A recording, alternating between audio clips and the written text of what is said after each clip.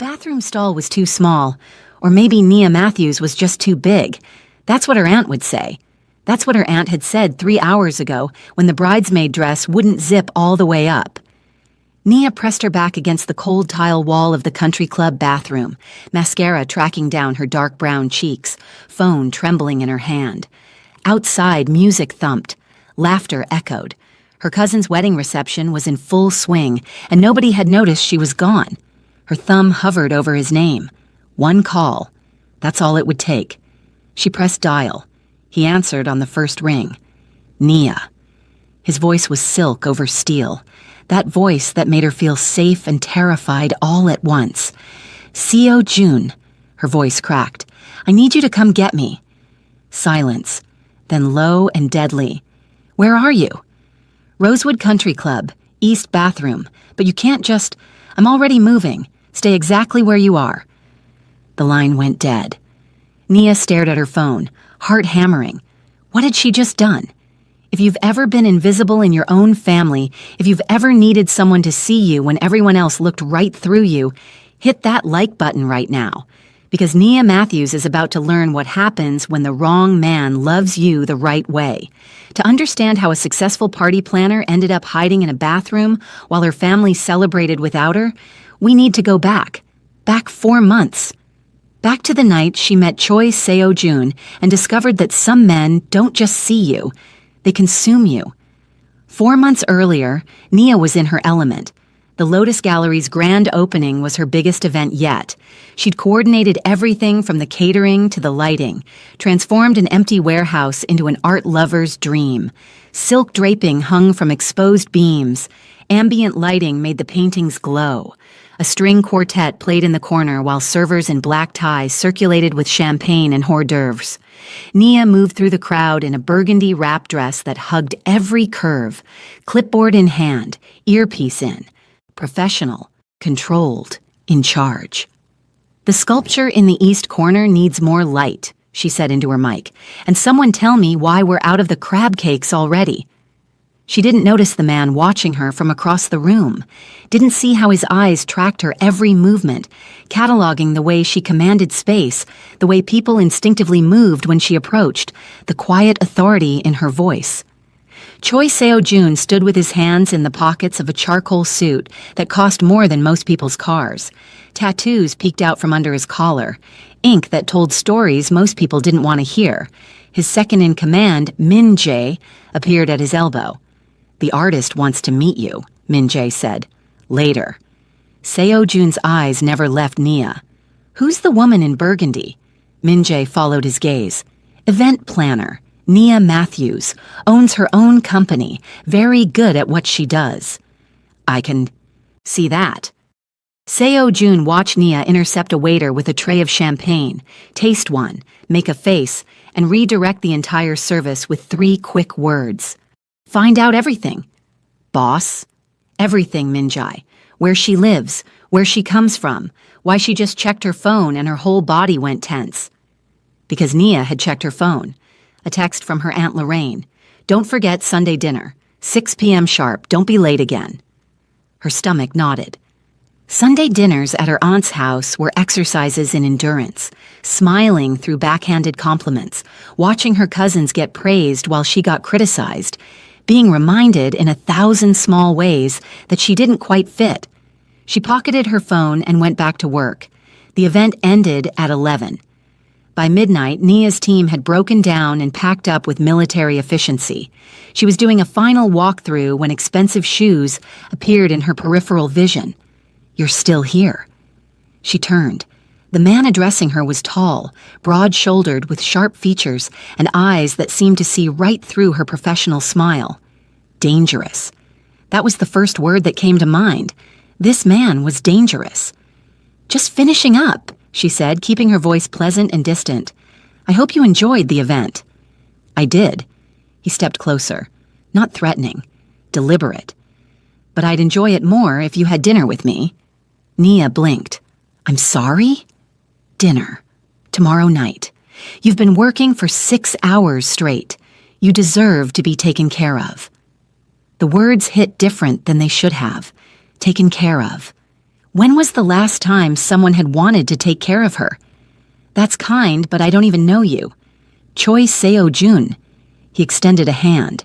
His grip was warm, firm, and sent electricity up her arm. And now you do. She pulled her hand back. I still can't. I have a family thing.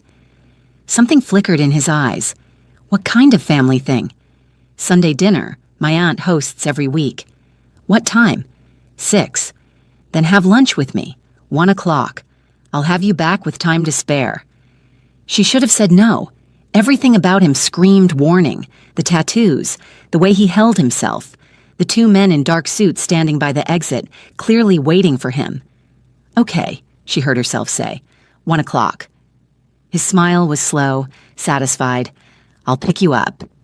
He did. In a black Mercedes with windows so dark she couldn't see inside until the door opened. The interior smelled like leather and his cologne, something expensive and woodsy that made her want to lean closer. Where are we going? She asked as the car pulled away from her apartment building. Do you trust me? I don't know you well enough to trust you. Smart. He glanced at her, something like approval in his eyes. We're going to my favorite place, Korean barbecue. You eat meat? I do. Good. The restaurant was in Koreatown, tucked between a hair salon and a grocery store. Nothing fancy from the outside, but inside it was warm and bustling, filled with the sizzle of grilling meat and animated conversations in Korean. The owner greeted Seo-jun like family, led them to a private room in the back. Within minutes, the table was covered with banchan, small plates of kimchi and pickled vegetables, bean sprouts and seasoned spinach. Order whatever you want, Seo-jun said, passing her the menu. Nia scanned it, doing mental math. These prices were higher than she'd expected. I'll just have everything. He took the menu from her hands and rattled off an order in Korean that made the server's eyes widen. That's too much food, Nia protested. Then we'll take leftovers. He leaned back, studying her. When's the last time you ate a meal you didn't cook yourself or grab between events?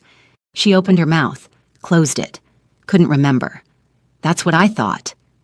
The food came. Bulgogi and samgyeopsal, galbi and japchae. Seo-jun grilled the meat himself, placed perfectly cooked pieces on her plate, watched with satisfaction as she took the first bite. Oh my God, she breathed. Good? Incredible. Then eat. She did. And for the first time in longer than she could remember, she didn't think about calories or portions or what her body looked like while she was eating. She just tasted and enjoyed and let herself be full. Tell me about Sunday dinner, Seo-jun said, grilling another round of meat. What about it? You got tense when you mentioned it. Why? Nia set down her chopsticks. It's complicated. I have time. So she told him. About her mother dying when she was 12. About being raised by her Aunt Lorraine, who had 3 daughters of her own. About always being the extra one. The dark-skinned one. The big one. The one who didn't quite belong. My cousin Simone is getting married, she said, surprising herself with how much she was sharing. 6 months from now. Big wedding, everything perfect, and I'm planning it. For free? Her silence was answer enough. Seo-jun's jaw tightened. They're using you. They're family. Family doesn't use people they love. The words hung in the air between them. You don't understand, Nia said quietly. They took me in when I had nobody. They gave me a home. And they've been making you pay for it ever since. His eyes were dark, intense. Haven't they? She couldn't answer that. Couldn't admit out loud what she'd known in her bones for years. He reached across the table, covered her hand with his. You're not too much, Nia. You're exactly right. And anyone who makes you feel otherwise doesn't deserve you. Her eyes burned. She pulled her hand back, grabbed her water glass. We should probably go. I need to get ready for dinner. He didn't argue, just paid the bill, ignored her protests, and drove her home. But before she got out of the car, he caught her wrist. This isn't over, he said. What isn't? Whatever this is between us. I'm not done learning. About you. Her heart kicked against her ribs. I'm not sure that's a good idea. Why not? Because you're dangerous. she wanted to say, because I can feel myself wanting to lean on you and I can't afford to need anyone, because my family would never approve. I just need to focus on work right now, she said instead. Then let me help you focus. He released her wrist, pulled out his phone. My company is hosting a charity gala next month. I want you to plan it. CO June. Standard rate. Triple if you do it in 3 weeks instead of 4. Her business brain warred with her survival instinct. That kind of money would change everything for her company. What kind of company do you run? She asked carefully. His smile was slow, dangerous. The kind that gets things done when others can't. Import, export, acquisitions, and problem solving. That told her nothing and everything. I'll send you the details, he said. Think about it.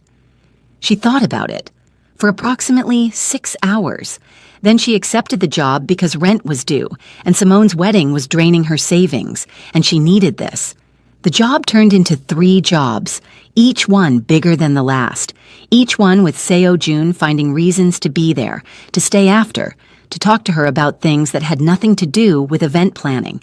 She learned he was from Seoul originally, came to the States at 19 with his grandfather's connections and his own ambition, built an empire in 10 years doing things he wouldn't name, but she could guess. He learned she loved old movies and hated cooking for herself and had panic attacks before family dinners, that she apologized for taking up space and never ordered dessert even though she clearly wanted it. 6 weeks in, he stopped pretending it was just business. Have dinner with me, he said after an event. His staff was cleaning up around them. His eyes were locked on hers. Real dinner, not work, just us. My family wouldn't approve, she said quietly. I'm not dating your family. You don't understand. You're not black, and I'm already not what they want. If I show up with you, then show up with me and stop caring what they want. He stepped closer. Or don't show up at all. Be with me anyway. Let me be the secret you keep if that's what you need. That's not fair to you. Let me decide what's fair to me. His hand came up, cupped her face. I want you, Nia. However I can have you. She kissed him, right there in the empty ballroom with his staff pretending not to watch. Kissed him like she'd been wanting to for weeks. The relationship grew in shadows, stolen nights at his penthouse, careful dates at restaurants far from her neighborhood, nothing online, nothing public. Her request, his compromise. He learned the depth of her family's cruelty in increments, the way they criticized her business as playing at entrepreneurship, how they charged her rent for her grandmother's old house, the one her grandmother had left to her but her aunt controlled, the constant comments about her weight disguised as concern for her health. Let me handle them, he said one night, his arms around her in his bed overlooking the city. You can't handle my family. I can handle anyone. His voice was casual, but she heard the steel underneath. One word, and they never bother you again. What does that mean? It means I have resources, people, ways of making problems disappear. She pulled back to look at him. Are you actually in the mafia? His smile was slow. Would it matter if I was? I don't know, maybe. The word doesn't matter. What matters is power, protection, the ability to make sure people who hurt you face consequences. I don't want you to hurt them. I wouldn't hurt them. He pulled her back against his chest. I'd just ruin them financially, socially, professionally, but only if you asked. She should have been horrified. Instead, she felt seen, valued, like she mattered enough for someone to go to war for her. 3 months in, Simone announced her engagement party. 4 months from now, wedding to follow 2 months later. I need your help, Aunt Lorraine said at Sunday dinner. Not asked, stated. The engagement party, 300 people. You'll handle it, won't you? That's a lot of work for short notice. Family rate, of course. Lorraine's smile was sweet and sharp. You wouldn't charge us full price. Nia felt Seo Jun's words in her head. They're using you. I'll send you a quote, she said carefully. Lorraine's smile froze. A quote. Nia, we're family. And this is my business. Her cousin Jade laughed. Someone's getting a little too big for her britches. The table went quiet. That particular phrase, loaded with everything it really meant. Too big, too much, taking up too much space, asking for too much, wanting too much. Nia stood. I should go. Sit down, Lorraine said. We're not done eating. I'm done. She left, got in her car, drove straight to Seo Jun's building and used the key he'd given her 2 weeks ago. He took one look at her face and pulled her inside. Tell me, he said. She told him everything. The family rate, the comments, the way they made her feel small while taking everything she had to give. Let me fix this, he said. You can't fix my family. Watch me. He pulled out his phone. Min-jae, I need background on Lorraine Matthews. Everything. Bank accounts, business dealings, social connections. Everything. Seo Jun, stop. Property records, too, especially the house on Maple Street. He hung up, looked at her with eyes gone flat and dangerous. What are you doing? She whispered. Preparing. When you're ready to walk away from them, I'm making sure you have the leverage to do it on your terms. I never said I wanted to walk away. You will. He pulled her close. Eventually, they'll push too far, and when they do, you'll call me, and I'll be ready. If you've ever had someone believe in you before you believed in yourself, go ahead and drop a comment right now. Tell me about the moment someone chose you when everyone else overlooked you, because Nia is about to learn the difference between family that uses you and a man who refuses to let you be used. 2 weeks before the wedding, everything fell apart. Nia had been working 16-hour days on Simone's wedding. The engagement party had gone perfectly, but Simone kept changing details, adding requests, demanding perfection without wanting to pay for it. The napkins are wrong, Simone said, video calling Nia at 11 p.m. They're ivory. I said cream. Nia looked at the samples spread across her desk. They were identical. Simone, these are the exact ones you approved. Well, I changed my mind. Fix it. The line went dead. Nia's phone rang again immediately. Seo Jun. You're still working, he said. Statement, not question. Weddings in 2 weeks. Come here. I can't. I have to find cream napkins that look different from ivory napkins. Nia. His voice went soft. Come here. Bring your laptop. Work from my place. Let me feed you while you work. She shouldn't. She had too much to do. But God, she was so tired. Okay, she whispered. 20 minutes later, she was curled up on his couch, laptop on her knees, while he cooked in the kitchen. The smell of garlic and ginger filled the penthouse. When's the last time you ate? He called. This morning, maybe. He appeared with a plate. Fried rice with vegetables and shrimp, perfectly seasoned, still steaming. Eat. I need to finish.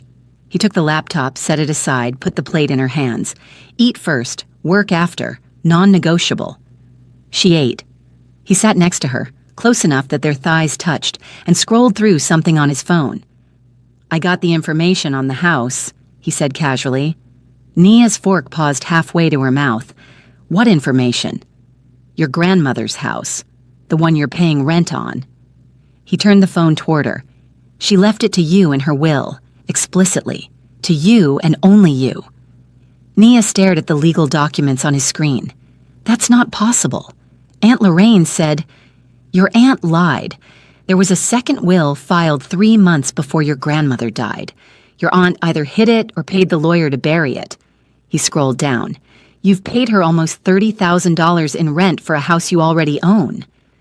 The plate slipped from her numb fingers. Seo Jun caught it before it hit the floor.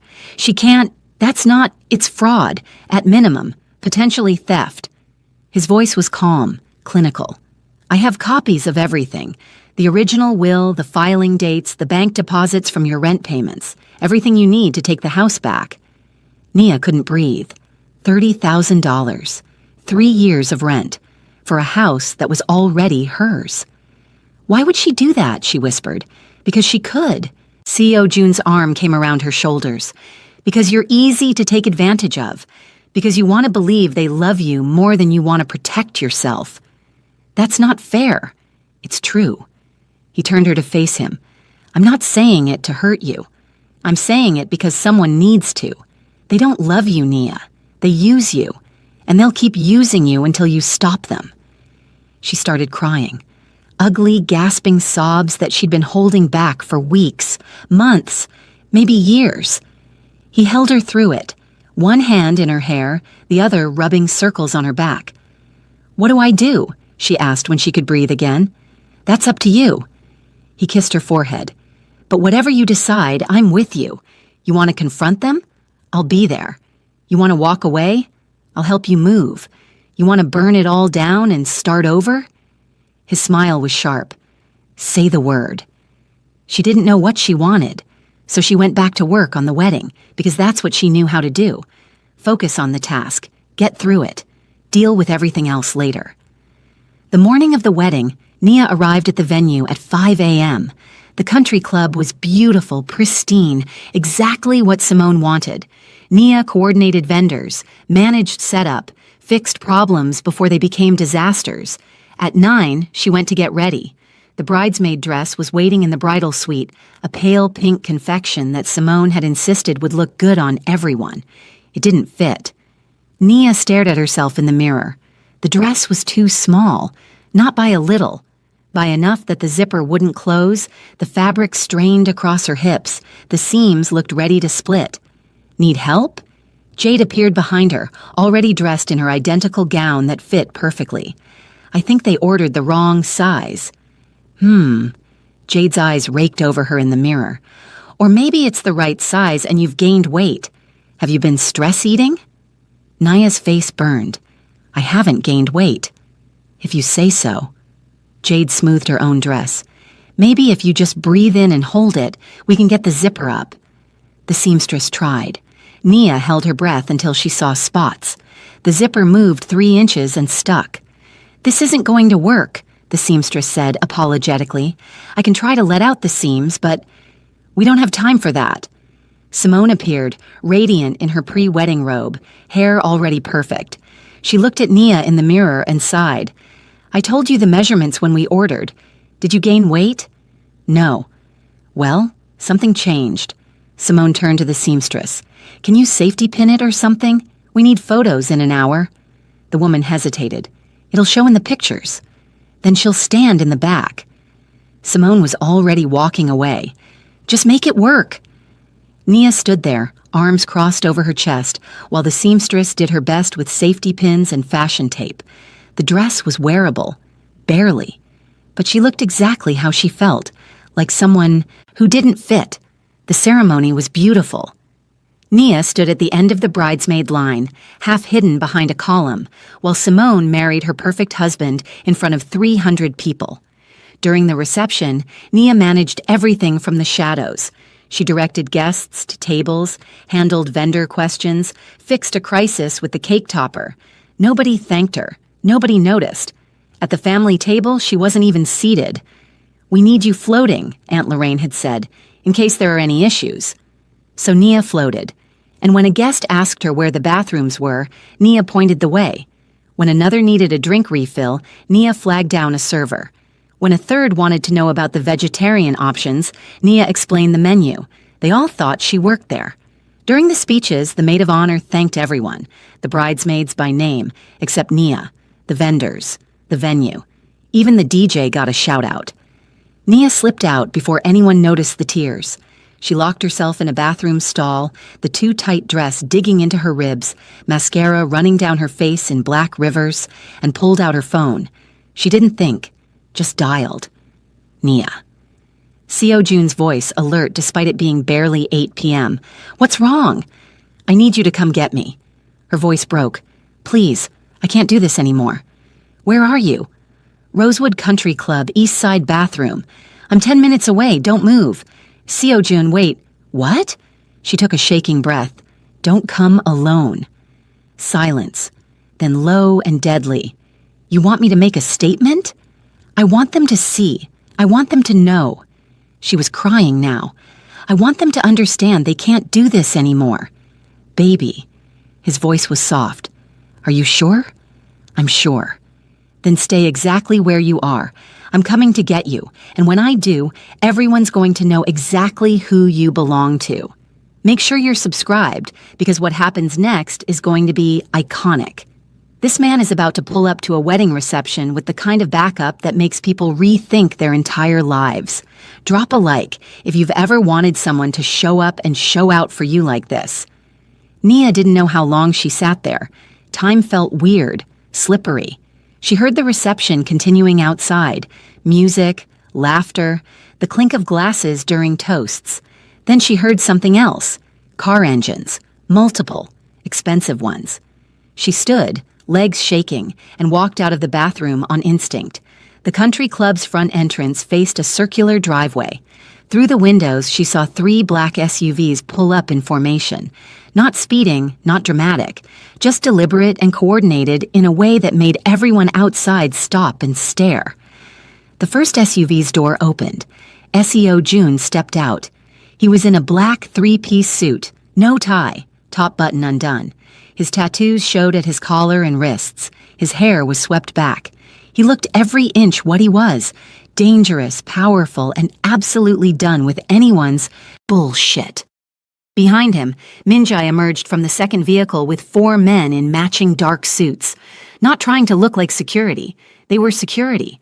The kind with bulges under their jackets and walks that said they knew how to use what they carried. Nia's heart stopped. She'd asked him not to come alone. She hadn't expected an army. Seo Jun's eyes found her through the window. Even from 20 feet away, she felt the intensity of his gaze. He walked toward the entrance. People scattered. A valet tried to stop him. "Sir, this is a private event."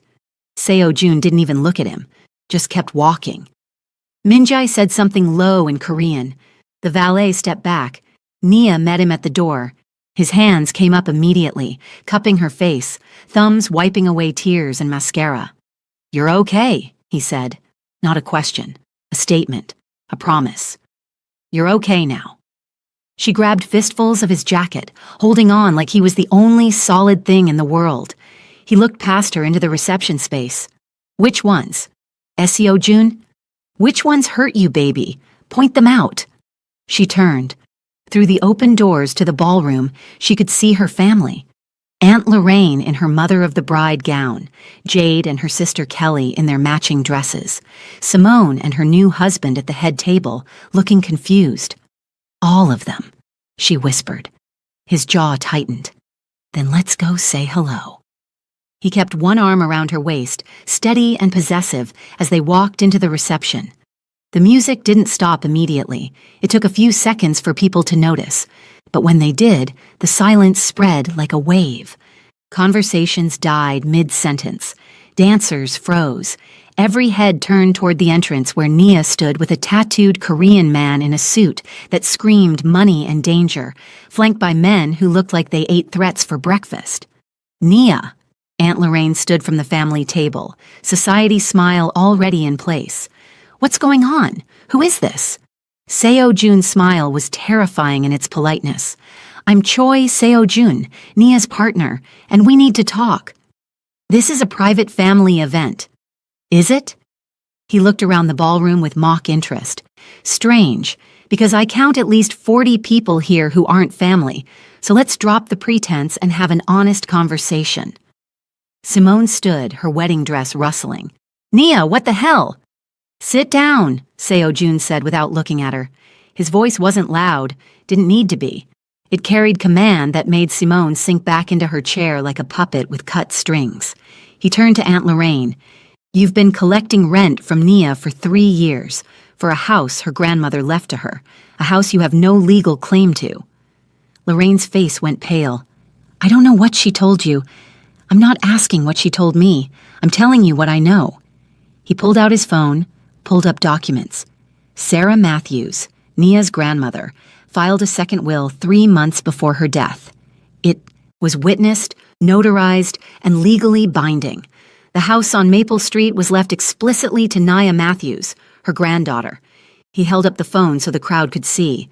Someone gasped. "You buried that will," Seo Jun continued, voice cold and factual. "You told Nia the house was part of the family estate. You charged her $2,000 a month in rent for 3 years. That's $72,000 for a house she already owned. That's not... She's lying." "I'm not done." He stepped forward. Lorraine stepped back. The engagement party Nia planned for your daughter. She quoted you $25,000 for services. You negotiated down to $5,000 because of family rates. The actual cost of her labor and materials was $32,000. She lost money planning your daughter's party. Murmurs rippled through the crowd. Phones were coming out now, people recording. This wedding! He gestured around the pristine ballroom. Nia coordinated everything. Vendors, timeline, setup. She's been working 80-hour weeks for 2 months. You paid her nothing, called it a wedding gift. She volunteered, Simone started. Did she? Seo Jun's eyes cut to her like knives. Or did you just assume she would because she always does? Because you're so used to using her that you don't even realize you're doing it anymore. Simone's mouth opened and closed. Seo Jun turned back to the crowd. How many of you thought Nia worked here tonight? Thought she was venue staff? Silence. Guilty, uncomfortable silence. Right. His smile was sharp. Now let's talk about family photos. That's enough, Lorraine tried. You excluded her from family portraits, told the photographer immediate family only, and didn't include your own niece. His voice dropped to something deadly soft. Want to tell everyone why? Or should I? Lorraine's composure cracked. This is inappropriate. What's inappropriate is telling a woman her proportions will ruin the composition of family photos. The room went silent. What's inappropriate is spending 20 years making someone feel like they're too much while you take everything they have to give. Jade stood up. You can't just come in here. I can do whatever I want. Seo Jun's voice was casual, almost bored. Do you know who I am? Some thug she's dating. I'm the head of the Choi family. We control imports and acquisitions across 3 states. We have investments in real estate, entertainment, and private security. He paused. And we have very long memories about people who disrespect what's ours. The threat hung in the air. Min-jae stepped forward, handed Seo Jun a folder. Seo Jun opened it, pulled out papers. Lorraine Matthews, you co-own a boutique on 5th Avenue. Your landlord is about to double your rent because the building was just acquired by new owners. He smiled. That would be us. Lorraine went white. Kelly Matthews, you work at Morrison & Associates, law firm. Your managing partner plays golf with my attorney. They're very close. He turned to Jade. And you're in marketing at Preston Digital. The CEO's daughter is getting married next month. Guess who's planning that wedding? He looked at Nia. She was trembling against him. Nia's company just landed the contract, he said. 40-person wedding, $50,000 budget, plus referrals to 6 other clients in their social circle. Her business is about to triple in size. He turned back to the family. I'm not threatening you. I'm explaining how things work now. Nia is under my protection. That means she's untouchable. You don't call her. You don't text her. You don't show up at her business. You definitely don't charge her rent for property she owns. You can't do this, Lorraine whispered. I already did. He pulled Nia closer. Here's what happens next. You transfer the house deed to Nia's name by end of business Monday. You repay her the $72,000 within 60 days, and you stay the hell away from her unless she decides otherwise. And if we don't? Simone's new husband asked, finding his voice. Seo Jun's smile was terrifying. Then I stopped being nice. Trust me, you don't want that. He looked down at Nia. His voice gentled. You ready to go? She nodded, not trusting her voice. Wait. It was Aunt Lorraine, desperation cracking through her composure. Nia, please. We're family. You can't just... Nia turned, looked at the woman who'd raised her and used her in equal measure. You charged me rent for my own house, she said quietly. You made me work for free while calling it love. You excluded me from family photos at my cousin's wedding because my body didn't fit your aesthetic. Her voice shook, but held. That's not family. I don't know what it is, but it's not family. We gave you a home when your mother died. My grandmother gave me a home.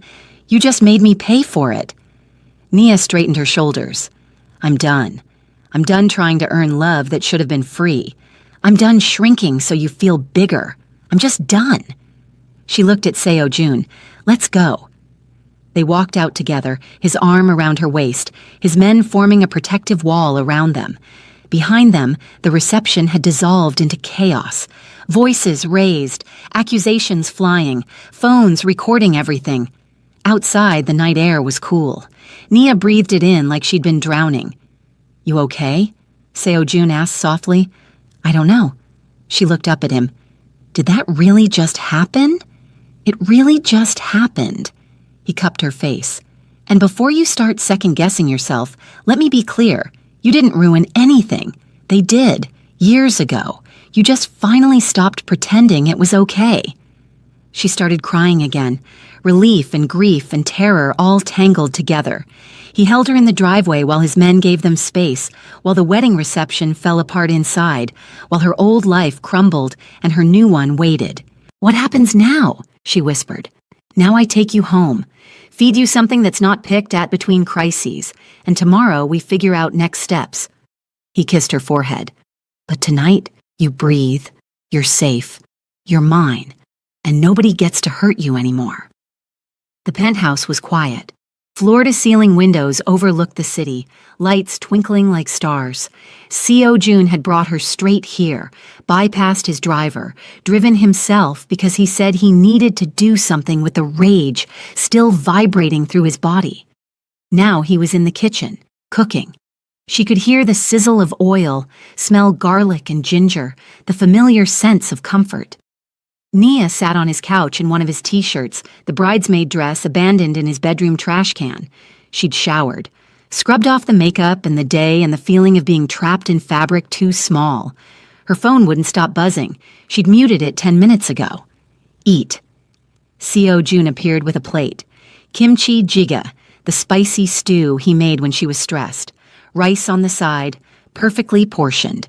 She took it with shaking hands. He sat next to her, close enough that their thighs touched, and watched her eat. Didn't speak, just let her process in silence. "I can't believe you did that," she said finally. "Which part?" "All of it. The SUVs, the men, the threats." "They weren't threats. They were promises." He took a sip of water. "And I'd do it again. Worse, if you asked." "That's not normal." "I'm not normal." He turned to look at her. "I'm a man who falls in love once. Hard. Completely. And when I do, I protect what's mine with everything I have." Her breath caught. "You love me?" "Did you think this was casual?" His hand came up, tucked hair behind her ear. "Baby, I've been in love with you since you yelled at that florist for using the wrong roses, since you coordinated 3 crises while wearing heels that had to be killing your feet, since you ate that barbecue like it was the first good meal you'd had in weeks. That was the second time we met." "I know." His smile was soft. "I'm a fast learner." She set down the plate, turned to face him fully. "What you did tonight, that's going to have consequences. My family won't just disappear. They're going to fight back." "Let them." He pulled her into his lap, arms wrapping around her. "I have lawyers, resources, people who owe me favors. Your family has pride and secrets. Guess which one wins?" "This is my mess. Our mess now." He kissed her temple. "You called me. You asked me to come get you. That means you're mine to protect, and I take that seriously." "I'm scared," she admitted. "Of what?" "That I made a mistake, that I'm being dramatic, that they're right and I'm wrong, and I just blew up my entire family over being treated like you matter?" His voice was firm. "Over demanding basic respect? Over stopping people from stealing from you?" He tilted her face up to his. "You didn't blow anything up, Nia. They did. Years ago. You just finally stopped trying to fix it alone." She kissed him, desperate and grateful and terrified all at once. He kissed her back like she was air and he'd been drowning. When they finally broke apart, both breathing hard, he rested his forehead against hers. "Stay here tonight," he said. "Tomorrow we deal with logistics, but tonight just be here, with me, safe." She stayed. Morning came with sunlight streaming through floor-to-ceiling windows. Nia woke to the smell of coffee and the sound of Seo-jun on the phone in the kitchen, speaking rapid Korean in the tone that meant business. She patted out in his t-shirt. He looked up, held up one finger, finished the call. "Min-jae," he explained, pouring her coffee. "Your aunt tried to call the police last night, claimed we threatened her." Nia's stomach dropped. "What?" "It's handled. We have security footage from the venue showing we made no physical threats. Plus about 40 phones recorded the whole thing.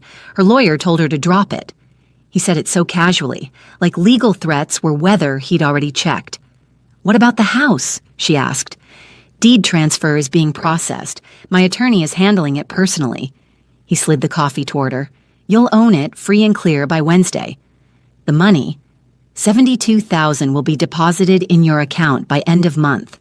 They're liquidating some assets to cover it." She stared at him. "How are you doing this so fast?" "I told you. Resources." He leaned against the counter. "Also, your aunt's boutique partner called this morning. Wanted to know if the rent increase could be negotiated." "What did you say?" "I said it depends on whether Lorraine Matthews follows through on her agreements. The rent stays reasonable if she stays away from you." His smile was sharp. "Motivation is a beautiful thing." Nia set down her coffee cup. "You're blackmailing my family. I'm creating consequences for their actions. There's a difference." "Is there?" "Yes." He moved closer. "Blackmail is demanding something you're not entitled to. I'm ensuring you get what you were always owed. Your house, your money, your peace." Her phone buzzed. She'd unmuted it that morning. Text from a number she didn't recognize. "This is Simone. We need to talk. What you did last night was unforgivable. You ruined my wedding." Seo-jun read over her shoulder. "You want to respond?" "I don't know what to say." He took the phone, typed quickly, showed her before sending. "This is Choi Seo-jun. Your wedding was beautiful until the moment you made it about Nia's exclusion instead of your marriage. You ruined your own wedding. Don't contact her again." He hit send before Nia could stop him. "You can't just—" "I can, and I did." He set the phone down. "She doesn't get to guilt you. None of them do. Not anymore." Another text, this time from Jade. "Mom's having a breakdown. She's talking about selling the boutique, about how you've destroyed the family. Is this really what you want?" Nia's hands shook. "Maybe I should—" "No." Seo-jun's voice was firm. "Read that message again. Really read it." She did. Saw the manipulation, the guilt, the assumption that their problems were her responsibility. "She's making their consequences your fault," Seo-jun said quietly. "Classic manipulation. Don't fall for it." He was right. She knew he was right. But 20 years of conditioning didn't disappear in one night. "Block the number," he said gently. "You don't need to read this." She did, then blocked Simone's number too, and Aunt Lorraine's when she tried to call. "There." Seo-jun pulled her close. "Now breathe." She breathed. The next 2 weeks were chaos. News of the wedding confrontation spread through social circles. Half the people called Nia brave, half called her dramatic. Her business lost 3 clients who were friends of Lorraine, gained 7 new ones who'd heard what happened and wanted to support her. Seo-jun's prediction came true. The Preston Digital wedding led to referrals. Nia's calendar filled with high-profile events, bigger budgets, clients who actually paid. The house deed transferred. Nia stood in her grandmother's house, legally hers now, and cried in the kitchen where she'd learned to bake. Seo-jun had it deep cleaned, repaired the porch, updated the appliances. Never asked, just did. "Why are you doing all this?" she asked one night, curled against him on the new couch he'd had delivered. "Because I can. Because you deserve it, and because I love you." He said it simply, like it was obvious. "Pick a reason." "Your family, do they know about me?" He tensed slightly. "They know. And they have opinions, my grandfather especially." "What kind of opinions?" He sighed. "The kind that come from old-world thinking, expectations about who I should be with, what that should look like." "I'm not Korean," I noticed. He kissed her forehead. I don't care what they think. Neither should you. But you have business obligations, family responsibilities. I have a responsibility to myself first, to build a life I want to live. He turned her to face him. You're that life, Nia. Everything else is negotiable. What if they make you choose? Then I choose you. No hesitation. Every single time. She believed him. That was the terrifying part. She believed he'd burn every bridge, sever every tie, walk away from everything for her. I don't want you to lose your family for me, she whispered. You lost yours for yourself. Why can't I do the same? The logic was sound, but logic didn't stop her from worrying. 1 month after the wedding, Nia's doorbell rang. She checked the camera. Aunt Lorraine stood on her porch, alone, looking smaller than Nia remembered. She called Seo-jun immediately. She's here. Don't open the door. I'm sending Minjae. I want to talk to her. Silence. Then, you're sure? No, but I think I need to. I'm 10 minutes away. Don't let her inside until I get there. Nia opened the door but stood in the frame, blocking entry. Nia. Lorraine's voice was different, quieter. Can we talk? We can talk here. I meant inside. Here is fine. Lorraine flinched. I deserve that. You deserve a lot more than that. Silence. Lorraine twisted her hands together. I came to apologize. Okay. That's it? Just okay? What do you want me to say? Nia kept her voice level. Thank you? You're forgiven? What would make you feel better? I want... Lorraine stopped, started again. I want to explain. Explain stealing from me? Explain charging rent for my own house? Explain 20 years of making me feel like I was never enough? Nia's voice rose despite her best efforts. What's there to explain? Your mother... Lorraine's voice cracked. When she died, I didn't know how to handle you. You were so different from my girls. Darker, bigger, louder. You took up space in ways I didn't know how to make room for. So you made me pay for existing. I made mistakes. Tears tracked down Lorraine's face. I see that now. Your boyfriend made sure I saw that. He's not my boyfriend. He's my partner. The man who threatened my business, my family, the man who protected me when you wouldn't. Nia stepped forward. Don't come here looking for sympathy because facing consequences is hard. You had 20 years to treat me right. You chose differently every single time. Headlights swept the driveway. Seo-jun's car. He got out, moved to Nia's side immediately. Everything okay? She was just leaving, Nia said. Lorraine looked between them. I'm trying to make this right. You can't. Seo-jun's voice was flat. You can stop making it worse. That's your only option now. I raised her. You used her. There's a difference. He put his arm around Nia. And this conversation is over. Don't come back here. Lorraine left. Nia watched her car disappear down the street. You okay? Seo-jun asked. I don't know. She leaned into him. Part of me wanted to forgive her. Why? Because she's the only mother I had left. And the other part? The other part knows you can't build a relationship on guilt and obligation. She looked up at him. You taught me that. He kissed her, soft and sweet and full of promise. 3 months after, Nia's business had tripled. She'd hired 2 assistants, rented office space, landed contracts with 3 major corporations. She was successful on her own terms, by her own work. Seo-jun's grandfather requested a meeting. You don't have to go, Seo-jun said. They were in bed, her head on his chest. I can handle him. I want to meet him. Nia, I want to meet the man who raised you, the family you come from. She propped herself up on one elbow. Unless you don't want me to. I want you to be prepared. He's traditional, old-fashioned. He has expectations. So did my family. I survived them. His smile was slight. You're not scared? I'm terrified, but I'm done letting fear make my decisions. The meeting was in a private room at a Korean restaurant. Grandfather Choi was in his 80s, sharp-eyed, dressed in traditional hanbok despite the modern setting. He spoke in Korean first. Seo-jun responded in kind, voice respectful but firm. He wants to know your family background, Seo Jun translated. Tell him my mother died when I was young. My grandmother raised me. She taught me to value hard work and integrity. Seo Jun translated. The grandfather's eyes narrowed. More Korean. Seo Jun's jaw tightened. What? Nia asked. He's asking if you understand what being with me means. The business, the obligations. Tell him I understand that your business is yours, and I have my own. Seo Jun smiled slightly, translated.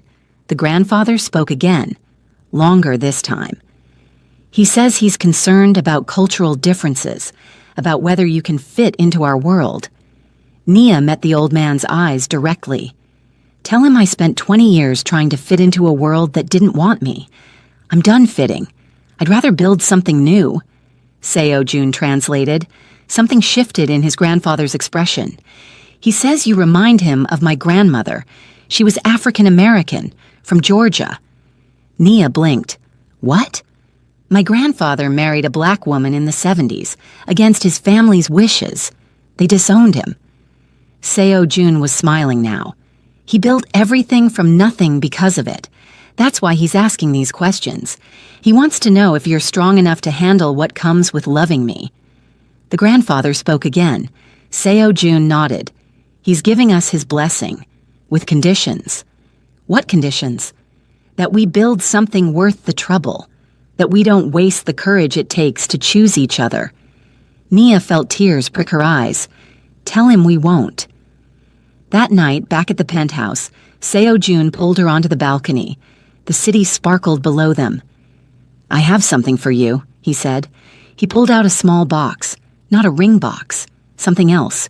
Inside was a key, platinum, delicate, inscribed with Korean characters.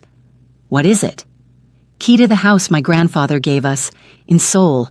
He wants us to have a place in Korea, somewhere you can learn about where I come from. Seo Jun. You don't have to decide now, but I want you to know. My family accepts you. My world has room for you. He cupped her face. You're not too much, Nia. You never were. You're exactly everything. She kissed him, deep and sure and full of love. Ask me, she whispered against his lips. Ask you what? What you've been wanting to ask for 2 months. He pulled back, eyes searching hers. You sure? I'm sure. He dropped to one knee right there on the balcony, pulled out a different box. The ring inside was stunning. Black diamonds surrounded by smaller stones. Nia Matthews, you're brilliant and strong, and you've survived things that should have broken you. You built a life from nothing. You demanded respect when the world tried to deny it. And somehow, impossibly, you chose to love me. His voice shook slightly. Marry me. Build this life with me. Let me spend the rest of my days making sure you never doubt your worth again. Yes. She was crying now. Happy tears. Free tears. Yes, absolutely yes. He slid the ring on her finger, stood, kissed her like the world was ending and beginning all at once. Below them, the city glittered. Above them, stars wheeled. And between them, something solid and true and worth every battle they'd fought to get here. 4 months after Nia called him from a bathroom stall at a wedding that excluded her, they got married. Small ceremony. His family and the family she'd chosen, her business partner, her assistant, the grandmother from the house next to hers who'd always treated her kindly. No one from the Matthews family received an invitation. Simone tried to call the day before.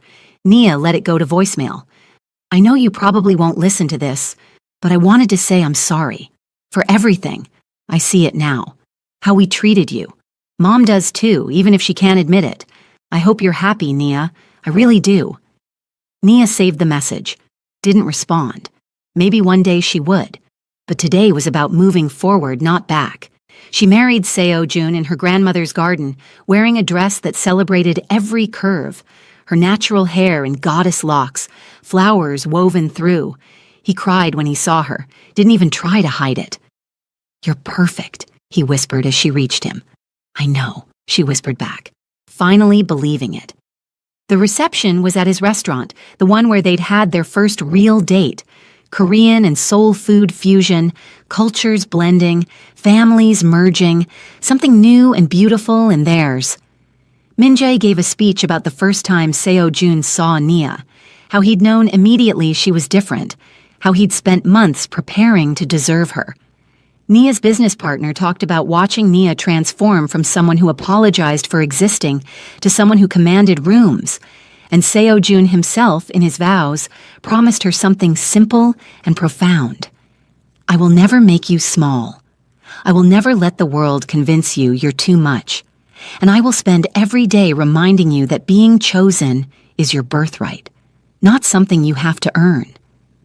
If you made it to the end of this story, if you felt every moment of Nia's journey from invisible to invaluable, go ahead and hit that subscribe button right now, because this channel is all about Afro-Korean romance that doesn't hold back, where curvy black women get the love stories they deserve, where mafia bosses fall hard and protect harder, where families can be chosen and love doesn't ask you to shrink.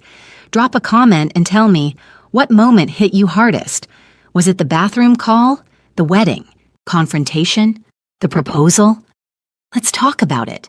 And if you know someone who needs to hear that they're not too much, that they deserve to be chosen, share this story with them.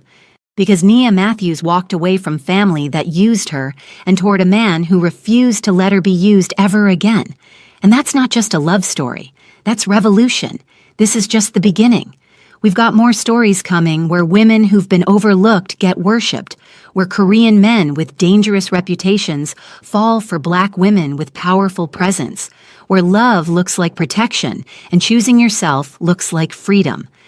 Make sure your notifications are on because you won't want to miss what's next. Until then, remember, you're not too much. You're exactly right. And somewhere out there is someone ready to move mountains to prove it to you. Now go ahead and live your life like you're the main character, because you are.